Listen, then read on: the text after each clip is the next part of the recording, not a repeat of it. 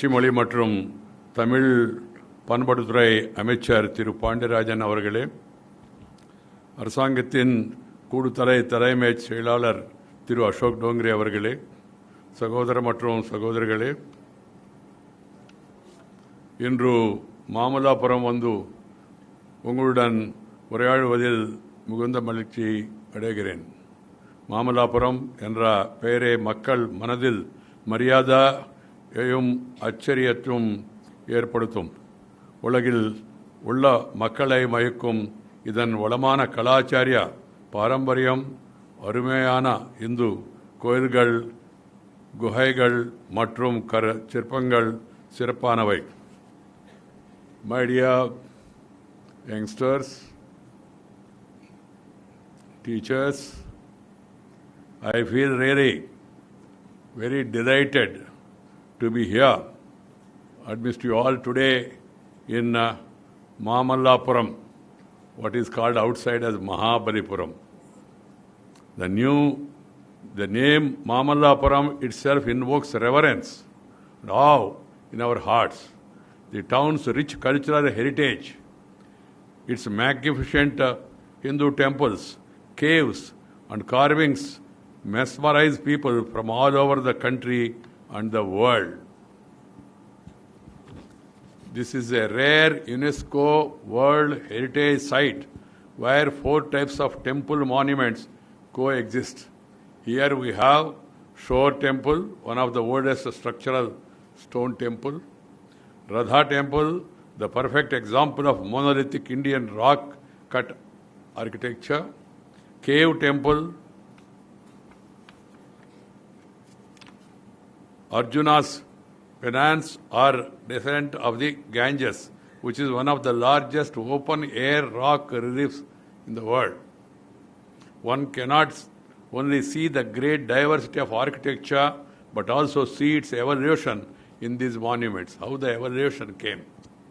Besides the grandeur of architecture, the Pallava sculptures of Mamallapuram exhibit a rare grace and balance. I feel that there could not be a better place for an architecture and sculpture college to be located.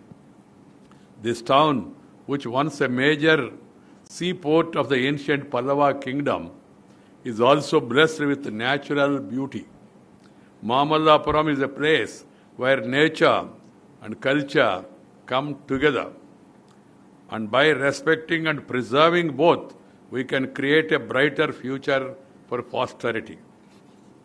My dear young friends, art and culture represent the zenith of mental and emotional evolution of mankind. How the mankind evolved over the years. What is our culture? What is our heritage? What is our tradition? That is best explained in the sculpture. We are lucky to be the inheritors of a great culture.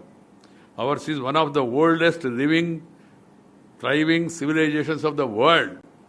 We had a glorious past when India reigned as the Vishwaguru to the world.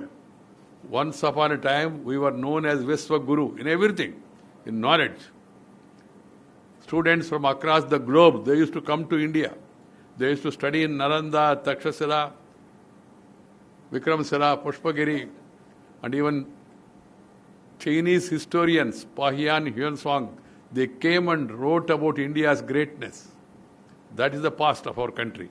The state of Tamil Nadu, which is the birthplace of Bharatanatyam and home to a rich tradition of classical music, has immensely enriched India's composite culture. The contribution of Tamil Nadu, this region, for the heritage, promotion of our culture and preservation of our culture is really immense. And I compliment the people of Tamil Nadu, the government of Tamil Nadu, for taking this forward and preserving it for the future generations also. I am delighted to witness the colorful art forms, Tapatam, what we call in our language Tapetru, almost, Voliyatam, Karagatam, Kai Silambam, along with classical art forms. Tamil Nadu has an equally rich tradition of folk art forms as well. The Bhakti movement that embraced every section of the Hindu society then and every part of the country originated from this part of India. That's what our history says. Tamil was the very first language to be recognized as a classical language of India. It is one of the ancient, beautiful languages, Tamil. So this has to be promoted, preserved. Its rich literature is inspiring and its poetry has universal appeal. The Tamil poetry has universal appeal. The timeless wisdom of Tirukkural still continues to guide us. It teaches us the values of sharing and caring. And Vasudaika Kutumbakam, and it says, like life is linked to the flesh, love is integral to life. Love is integral to life.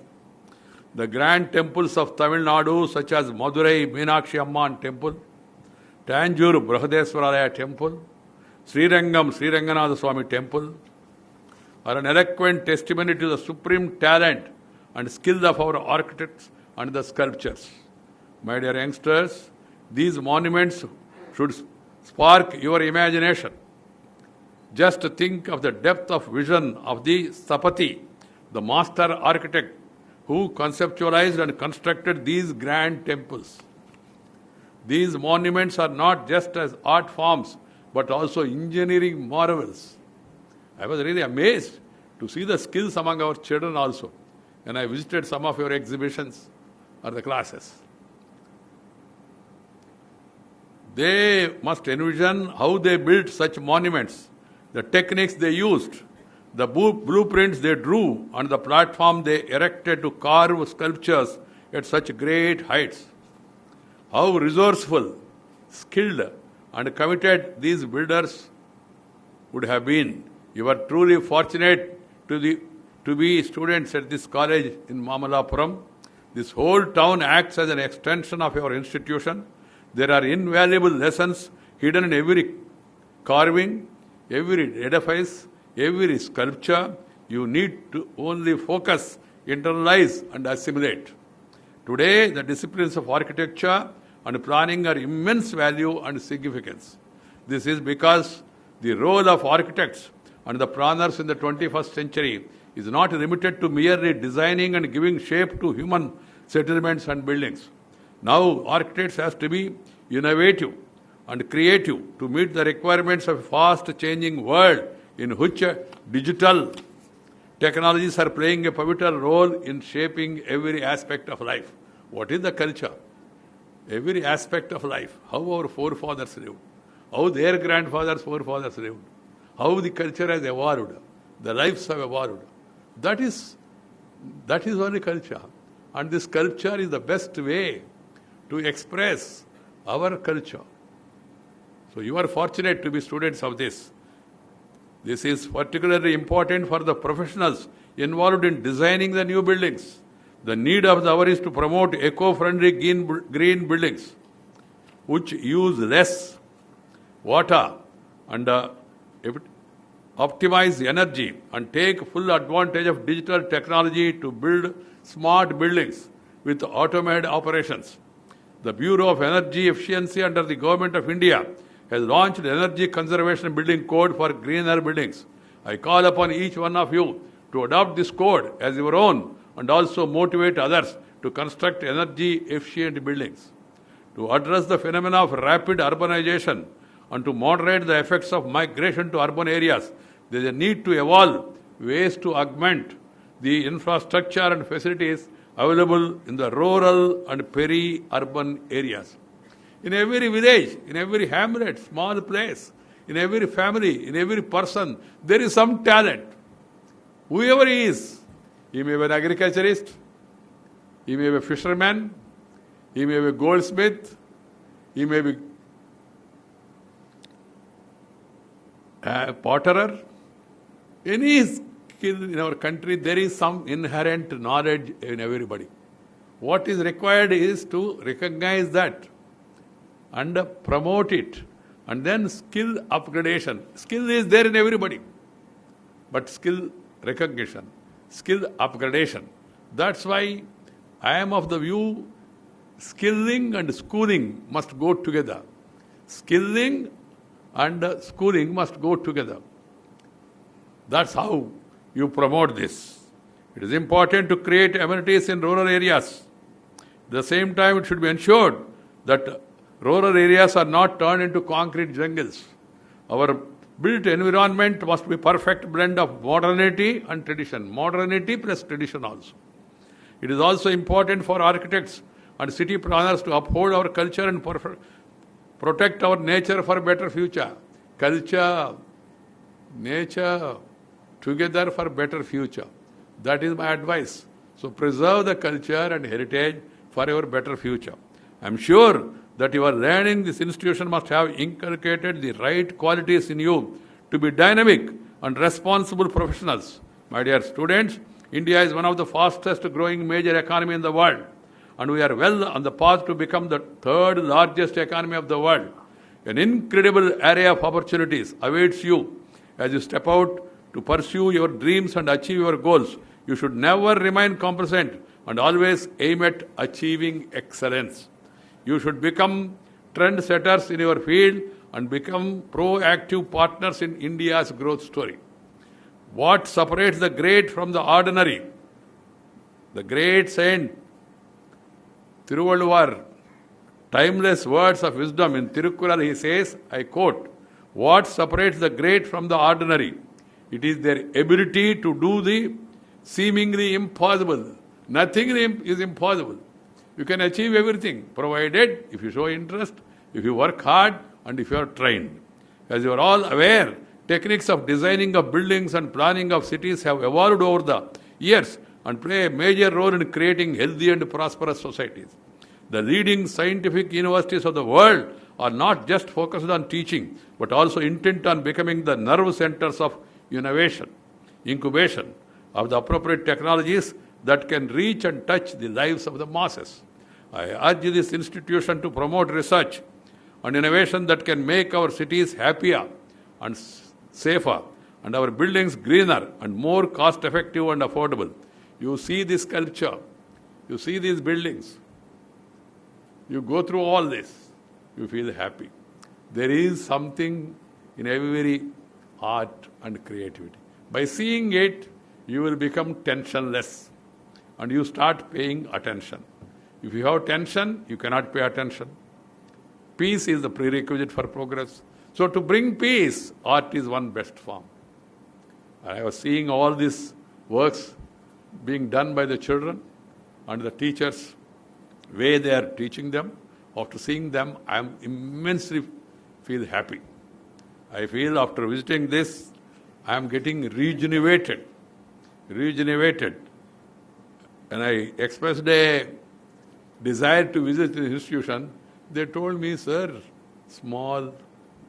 I said, small is beautiful. Don't worry. But this is not small. They might be seeing it from the protocol, vice president, constitutional second head, etc. and all. According to me, nothing is small. And small, as I told you, is beautiful. And beauty and duty combined together, then you can make India mighty. That is there in your hands. I was very happy to have visited stucco, sudai, stone, metal and wood sculpture works studios and architecture, brick work studio and traditional painting work studio in the campus, and to have seen the statue of Lord Venkateswara Perumal.